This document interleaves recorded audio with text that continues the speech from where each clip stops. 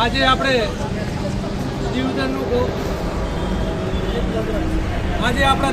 ગૌરવ જીવદયા એમની ગૌરક્ષક અને ખરેખર આખા તાલુકાના અને જિલ્લામાં કોઈ પણ જગ્યાએ જીવદયાનું કાર્ય હોય તો સૌથી આગળ હતા એવા જયંતિ કાકાનો જન્મદિવસ છે।